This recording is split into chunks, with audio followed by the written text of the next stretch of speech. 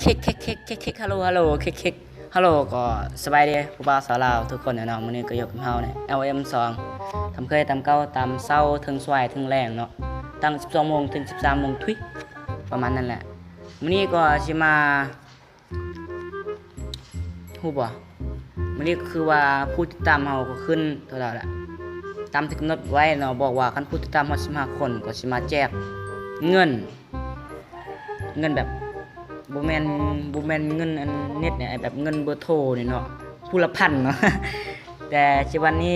ผู้ติดตามเฮาก็ขึ้นเป็น16คนเนาะจาก15เป็น16คนก็ขอบเจอนำอิซูหลายๆเน้ออิซูนี่ก็จึงได้ก็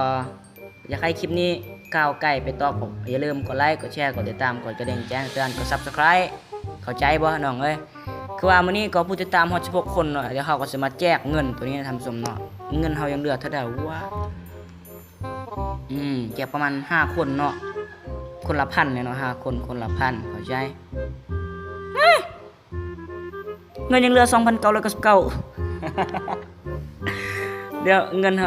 ลืมเนาะทำส้มกว่าเมื่อวานเฮาไปเติมเกมหมดแล้วเหลือแต่ 2,000 ชิ้นก็ผู้มีสิทธิ์อีได้เนาะคือว่า2คนเท่านั้นทำส้มเนาะคันอยากได้ก็อย่าลืม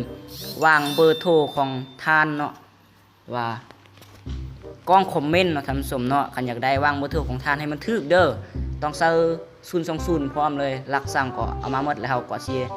แล้วว่ากดเงินส่งให้ท่านเนาะออกทางข้อความเนาะผู้ละพัน2คนเท่านั้นที่จะได้เนาะทำสมเนาะแล้วก็อีมีเท่านี้แหละติจึงได้ก็ขอบเจอ FC ทุกท่านเนาะแล้วว่าผู้ติดตามทั้งหมด16คนทั้งหมดเนาะถือว่าขอบเจอนำอิซูหลายๆเด้เนาะคือว่าคันบ่มีอิซูเนี่ยก็คลิปนี้ก็บ่ถึงกันแน่เนาะหมู่เพื่อนตัวก็ว่าสิปิดช่องนี่ไปแล้วเนาะอีบ่เฮ็ดคลิปต่อไปแล้วก็หมู่เพื่อนก็ทักมาไว้มึงปิดช่องกินแบนหยังช่องมึงเฮ็ดมาถึงขนาดนี้มึงปิดกินแบนเพื่อนก็บอกจังซั่นเฮาก็เลยเฮ็ดช่องนี้ไปเนาะได้ก็ฝากกดไลค์กดแชร์กดติดตามกด Subscribe คลิปนี้ให้ทันให้เฮาเด้อ อย่าลืมเด้ออยากได้เงินน่ะทางกล้องเด้อแล้วก็ส่งไปเข้าใจจึงได้ก็มีเพียงเท่านี้เด้อสำหรับกับใจสำหรับ FC ทุกคนบ๊ายบาย